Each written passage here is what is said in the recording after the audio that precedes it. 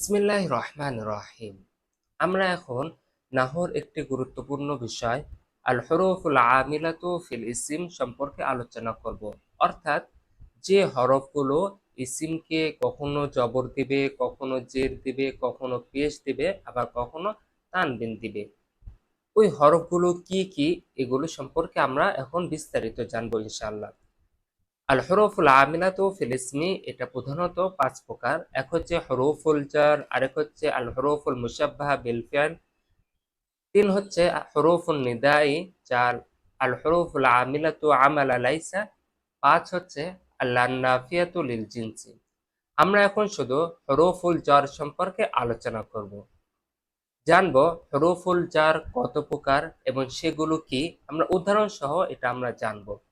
তারপরে জানবো হরফুল জার আমল করা কিংবা না করার দিক থেকে কত প্রকার, এবং জানবো কোন হরফুল জার আসলি এবং কোন হরফুল জার জায়েদা, আবার কোন হরফুল জার শাবিহুন বিজায়েদা। তো ইত্যাদি সম্পর্কে আমরা বিস্তারিত জানবো এখন ইনশাআল্লাহ। তো চলুন শুরু করা যাক। আল হরফুল আমিলাতু ফিল ইসম।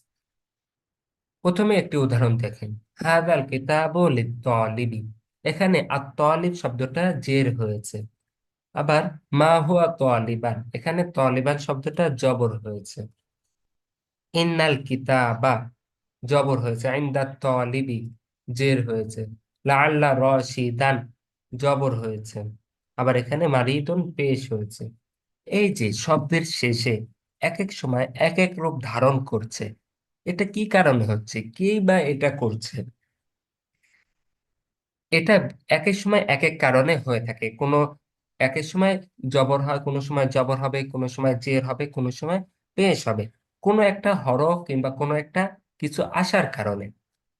তো যেটা পরবর্তী শব্দকে জবর জের পেশ দিবে সেটাকে বলা হয় আল হুরুফুল আমিলাতু ফিল। এখন আমরা শুধু ফিল ইসিম সম্পর্কে আলোচনা করব, ফেল নিয়ে আমরা পরবর্তীতে আলোচনা করবো ইনশাল্লাহ।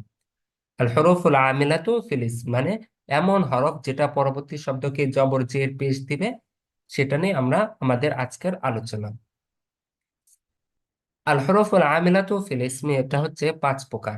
এক হচ্ছে হরফুল জার, ২ নম্বর হচ্ছে আল হরফুল মুশাব্বাহাতু বিল ফি'ল, ৩ নম্বর হচ্ছে হরফুল নিদা, ৪ হচ্ছে হরফুল আমিলাতু আমালা লাইসা, ৫ হচ্ছে লান্নাফিয়াতু লিল জিনস। এই ৫ প্রকারের মধ্যে আমরা শুধু আজকে হরফুল জার নিয়ে আলোচনা করবো ইনশাআল্লাহ। ধারাবাহিকভাবে আমরা পরবর্তী ৪টা বিষয় নিয়েও আলোচনা করব ইনশাআল্লাহ। হরফুল জার মোট ১৭টি। এক হচ্ছে বা, তা, কাফ, লাম, ওয়াও, মুনস, মুনজু, খলা, রুব্বা, হাসা, মিন, আদা, ফি, আন, আলা, হাত্তা, ইলা। এগুলো সম্পর্কে আমরা এখন বিস্তারিত আলোচনা করবো ইনশাআল্লাহ। বা এই হরফ দিয়ে দিয়ে, দ্বারা, কর্তৃক, সাথে, বিনিময়, কিছু, প্রতি ইত্যাদি অর্থ বোঝায়। যেমন দেখেন, কতাব কাতাবতু বিল কলামি, এখানে বি দ্বারা মানে সাহায্য বোঝাচ্ছে, মানে দ্বারা বোঝাচ্ছে, কলম দ্বারা আমি লিখেছি। আবার জিতু বিকরিয়াতিন, আমি গ্রামের নিকটে আসলাম, এখানে বা এই হরফুল জার নিকটে বোঝাচ্ছে।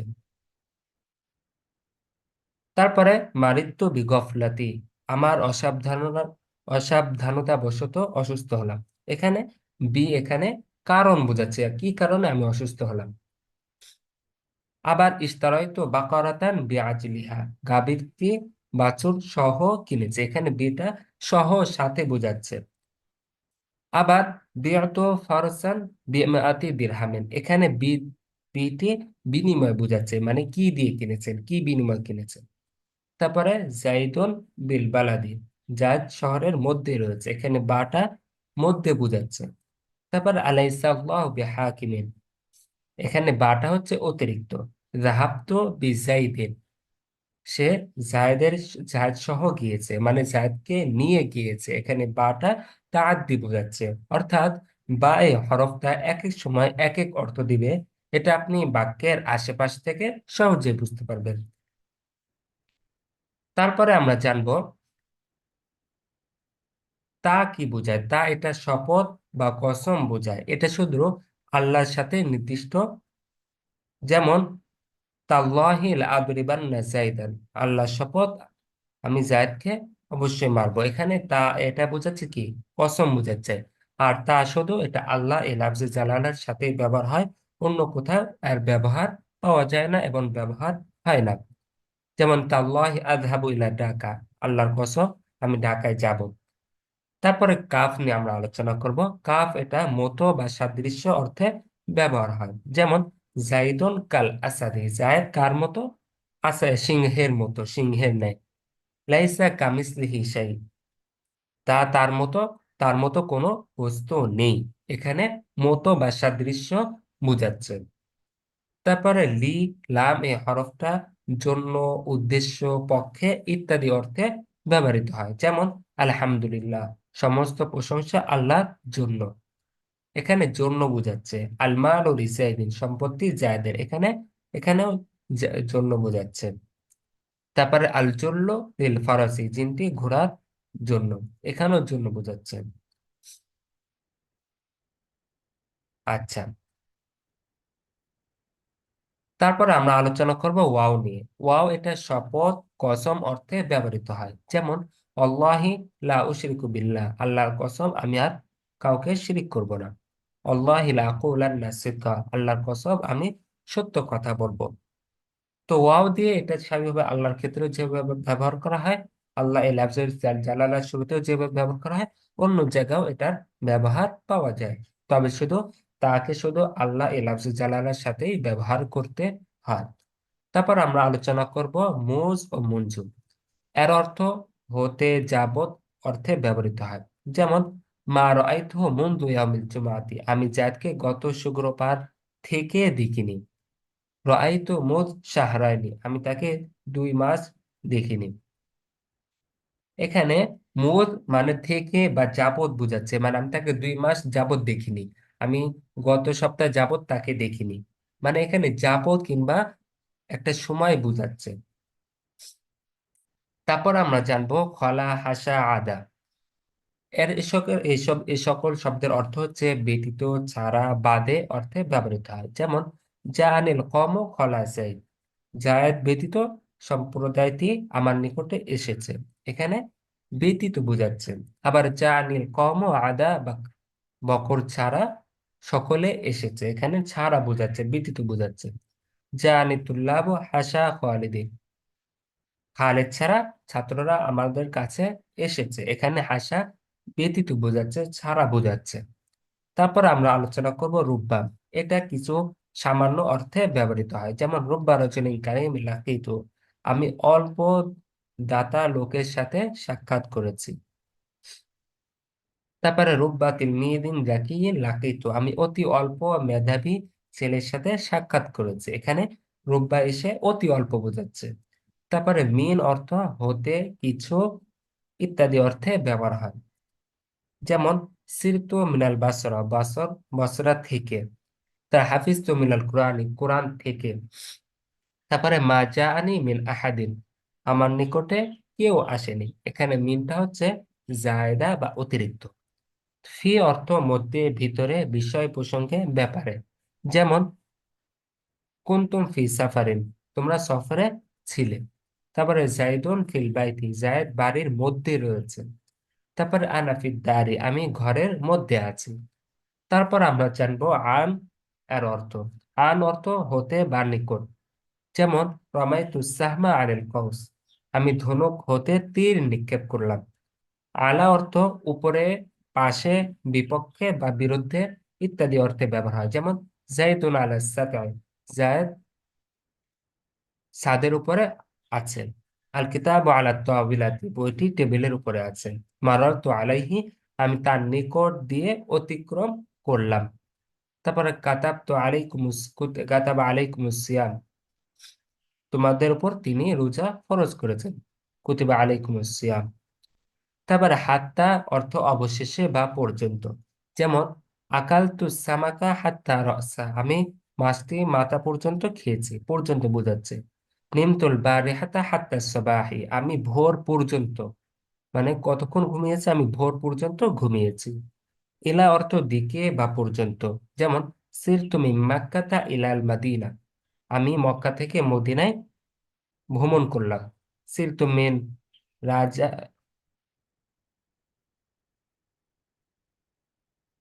তারপরে দেখেন সিরতু মিন রাজশাহী ইলা ঢাকা, আমি রাজশাহী থেকে ঢাকায় সফর করলাম। যেমন ইযহাব ইলাল মাদ্রাসা, তুমি তুমি মাদ্রাসার দিকে যাও। তবে যার মাজরুর মিলে সর্বদা একটি ফেল বা শিবুল ফেলের সাথে মুতাআল্লিক হবে। উক্ত ফেল বা শিবুল ফেলটি হরফে জারের আগে বা পরে থাকতেও পারে, আবার উজ্জ্বল থাকতে পারে। যেমন এখানে হরফুল jar মাজরুর মিলে সিরতু এর সাথে মুতাআল্লিক হয়েছে এবং সিরতু এখানে উজ্জ্ব রয়েছে। আবার যদি সিরতু যদি না থাকতো, যদি আপনি বলতেন মিন রাজশাহী ইলা ঢাকা, তখন এটা উজ্জ্ব ফেলের সাথে মুতাআল্লিক হতো। আর শিবহুল ফিআলিয়া বলতে ইসমুল ফাইল, ইসমুল মাফউল, সিফাতে মুশাব্বাহা, ইসমু ফাইল, মুবালাগা, ইসমু তাফদীল, ইসমে মাসদার, এই ছয়টি বাহাস এই ছয়টি বাহাসের সিগাগুলোকে বোঝায়। শিবহুল ফিআলিয়া এই ছয়টি বাহাসের সিগাগুলোকে বোঝায়। তারপর আমরা জানবো হরফে জার কত প্রকার ও কি কি। হরফে জার হচ্ছে যেটা পরবর্তী শব্দকে জের দিবে এবং বাক্যে তার অর্থ থাকবে। এটা প্রধানত তিন প্রকার। এক হচ্ছে আল হরফুল হরফুল জার আল আসলিয়া, এটা হচ্ছে যেটা পরবর্তী শব্দকে জের দিবে এবং বাক্যে তার অর্থ থাকবে। যেমন এগুলো হচ্ছে মিন, ইলা, আন। এগুলো দেখেন মিনাল বাইতি, মিনাল বাইতি, এখানে মিন এটা পরবর্তী শব্দকে জের দিয়েছে বাইতি। আবার মিনেরও একটা কি অর্থ আছে, এবং মিনটা উজ্জ্ব একটা ফেলের সাথে শিবুল ফেলের সাথে মুতাআল্লিক হয়েছে মিনাল বাইতি। তারপর ইলাল বাইতি, সবগুলোর অর্থ রয়েছে এবং পরবর্তী শব্দকে জের দিয়েছে এবং তা উজ্জ্ব একটা ফেলের সাথে কিংবা শিবুল ফেলের সাথে মুতাআল্লিক হয়েছে। আরেকটা হচ্ছে হরফুল জার আজ-জায়দা, মানে যেটা অতিরিক্ত হরফে jar হবে, যেটা শুধু পরবর্তী শব্দকে জের দিবে কিন্তু এর কোনো অর্থ থাকবে না, যেটা পরবর্তী শব্দকে জের দিবে কিন্তু অর্থ হবে না। এর মধ্যে কি কি আছে? বা আছে, কাফ আছে, মিন আছে। কাফ এটা যখন মিছিল শব্দের আগে আসবে তখন এটা অতিরিক্ত হবে। যেমন নাহনু কওলিহি তাআলা, যেমন আল্লাহ তাআলা বলেছেন লাইসা কামিসলিহি শাই, এখানে কাফটা যেহেতু মিছিল এর শুরুতে এসেছে, তো কাফটা শুধু পরবর্তী শব্দকে মিছিল শব্দকে শুধু জেরই দিয়েছে, কিন্তু কাফের এর কোনো অর্থ নাই, এটা হচ্ছে অতিরিক্ত। তারপরে বা মিন কখন এটা অতিরিক্ত হবে? যখন এর আগে হরফুল নাফি বা হরফুল ইস্তিফহাম আসবে। যেমন আল্লাহ তাআলা বলেছেন হাল মিন খালিকিন গায়রুল্লাহ, এখানে মিনটা হচ্ছে অতিরিক্ত, কারণ এখানে এর আগে হরফুল ইস্তিফহাম এসেছে। যেমন আল্লাহ তাআলা আবার বলছেন আমা রাব্বুকা বিযাল্লামিন লিল আবিদ, এখানে বাটা হচ্ছে অতিরিক্ত, কারণ এখানে হরফুল নাফি এসেছে, কারণ এই বাক্যে হরফুল নাফি এসেছে, এখানে এটা অতিরিক্ত। আবার কাফা কাফা ফাইলের শুরুতে অতিরিক্ত আনা হয়, যেমন কাফা বিল্লাহি শাহিদান, এখানে বাটা অতিরিক্ত এসেছে। 3 নম্বর হরফুল জার হচ্ছে যেটা হরফুল জার আশাবিহু বিজাইদে, মানে যেটা পরবর্তী শব্দকে শুধু জেরই দিবে, এটা মূলত কি হরফের জার না, এটা হচ্ছে রুব্বা। রুব্বা এটা শুধু তাকলিল, এটা স্বল্পতা বোঝানোর জন্য কিংবা প্রচুরতা বোঝানোর জন্য ব্যবহার করা হয়, এটা হরফের জার না। কিন্তু এটা পরবর্তী শব্দকে যেহেতু জের দেয়, তাই এটাকে বলা হচ্ছে হরফুল জার আশাবি বিজাইদি, মানে এটা হরফের জার, তবে এটা জায়েদা হরফুল জারের মতো, এটা শুধু পরবর্তী শব্দকে জের দিবে, তারকিবে আর কোনো ভূমিকা থাকবে না। যেমন রুব্বা দররাতিন নাফিয়া, এখানে বলবেন রুব্বা হচ্ছে দররাতিনকে জের দিয়েছে শব্দগতভাবে, কিন্তু অবস্থানগতভাবে এটাকে জের দেয়নি, বরং অবস্থানগতভাবে দররাতুন এটা হচ্ছে পেশের অবস্থায় রয়েছে। আচ্ছা, তারপরে হরফুল জার আবার পরবর্তী কোন শব্দকে কোনটাকে জের দিতে পারবে সে বিচারে 2 প্রকার। অর্থাৎ হরফুল জার কোন হরফুল জারের পরে কোন শব্দটা ইসমে জাহের আসবে না জমির আসবে। মানে হরফুল জারের পরে কোন হরফুল jar আছে যে হরফুল জারের পরে ইসমে জাহের মানে সরাসরি নাম আসতে পারে, আবার জমিরও আসতে পারে। আবার কিছু হরফে jar আছে যেগুলোর পরে শুধু ইসমে জাহেরই আসবে কিন্তু জমির আসতে পারবে না। তো যেখানে মানে যে সকল জমিরের পরে ইসমে জাহের যেভাবে আসতে পারবে এবং জমিরও একইভাবে আসতে পারবে, ওইসব হরফের সংখ্যা হচ্ছে 7টি। যেমন মিন, ইলাফি। যেমন আপনি বলতে পারেন মিন, মিন রশিদিন, রাশেদের থেকে। আবার আপনি বলতে পারেন মিন হো, মিন হো। তো মিনটা যেভাবে রাশেদ ইসমে জাহেরের শুরুতে এসছে, আবার জমিরের শুরুতেও আসতে পেরেছে। আবার কিছু জরফ আছে, হরফ জার আছে, যেটা শুধু ইসমে জাহিরের শুরুতে আসবে কিন্তু জমিরের শুরুতে আসতে পারবে না। যেমন কি কি আছে? কাফ আছে, ওয়াও আছে, হাত্তা আছে। যেমন আপনি হাত্তা হু এভাবে বলতে পারবেন না, হাত্তা হু এভাবে আপনি বলতে পারবেন না। আপনি বলবেন হাত্তা রশেদ, হাত্তাল বাইত, হাত্তা সবাহি, এভাবে আপনি বলবেন। হাত্তা হু এভাবে কখনো বলতে পারবেন না। অর্থাৎ কিছু হরফে জার আছে যেটা ইসমে জাহের এবং জমির উভয় শুরুতে আসতে পারে। আবার কিছু হরফে জার আছে যেটা শুধু ইসমে জাহেরের শুরুতে আসতে পারে কিন্তু জমিরের শুরুতে আসতে পারে না। তো আমরা আজকে জানলাম হরফুল জার কয়টি এবং সেগুলোর অর্থ কি কি হতে পারে এবং সেগুলোর ব্যবহার কি কি। এবং তারপরে আমরা জানলাম হরফে জার, কোন হরফে জার ইসমে জাহেরের শুরুতে আসে আর কোন হরফে জার ইসমে জাহের আর জমির উভয়ের শুরুতে আসতে পারে। এবং আমরা এটাও জেনেছি হরফে জার আবার 3 প্রকার। একটা হচ্ছে আসলিয়া মানে মূল হরফে জার, আর একটা হচ্ছে জায়দা যেটা অতিরিক্ত হরফে জার, আবার কিছু শাবিহ বিজ জায়দা। তো এই হচ্ছে হরফে জার সম্পর্কে বিস্তারিত আলোচনা। পরবর্তী ক্লাসে আমরা ইনশাআল্লাহ হরফুন নিদা সম্পর্কে বিস্তারিত জানবো। তো পরবর্তী ক্লাসে আবার দেখা হবে। আসসালামু আলাইকুম ওয়া রাহমাতুল্লাহ।